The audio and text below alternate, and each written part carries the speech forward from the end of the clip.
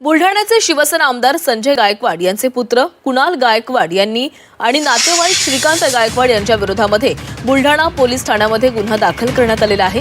शासकीय तांत्रिक संस्था येथील मतदान केंद्रावरून पोलीस अंमलदाराच्या ताब्यामधून एका बोगस मतदाराला पळून जाण्यास मदत करणं आणि शासकीय कामात अडथळा आणल्याचा गुन्हा दाखल त्या दोघांवरही करण्यात आला आहे।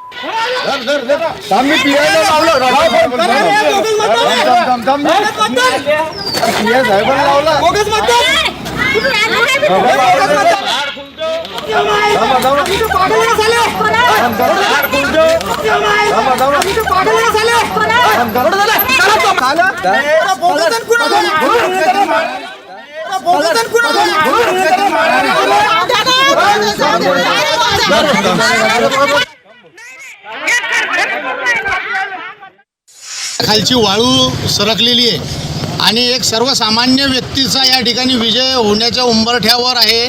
त्यामुळे इथला स्थानिक व्यक्ती जो नेहमी अशाच भानगडी करतो, मागच्या वेळेस 841 मतांनी निसटता विजय झाला आणि तोही बोगस मताचा विजय झाला। आणि आज रोजी सुद्धा हाच प्रकारे घाटाखालचे काही गावं आहेत, आव्हा असेल, थड असेल, दहीगाव असेल, या ठिकाणाहून क्रुझर भरून एक बोगस मतांचा कारभार या ठिकाणी चालवलेला आहे। काही गाड्या ह्या राजूर घाटातून येत आहे, तर काही गाड्या ह्या देऊळघाट मार्गे येत आहे।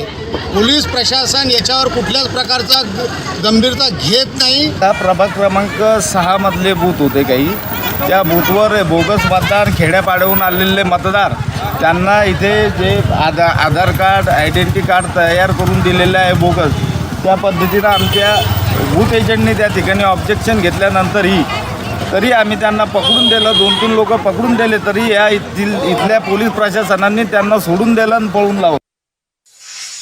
खरं म्हणजे ज्या राज्यात विधानसभेच्या निवडणुका झाल्या त्या विधानसभेच्या निवडणुकीपासूनच या सगळ्याची बोगस वोटर मशीनमध्ये घोटाळा असे प्रचंड आरोप हे महाराष्ट्रातनं देशातनं व्हायला लागले। पुन्हा सांगतो, कारण तो त्याचा माणूस असेल। आम्ही जे बोलतोय ना, दुबार नावं, बोगस याद्या, इकडनं तिकडनं आणलेली नावं, हे सगळे सत्ताधारी पक्षांनी केलेलं आहे निवडणूक आयोगाच्या मदतीने। एका वेळेला हजार नावं। आता जर मी निवडणूक यादीमध्ये नाव टाकायला गेलो तर मला एकट्याचं नाव टाकायला मला स्वतः जावं लागतं, पण सत्ताधारी नेते ज्यावेळेला जातात त्यावेळेला हजाराचा गट्टा एका वेळेला घेतला जातो।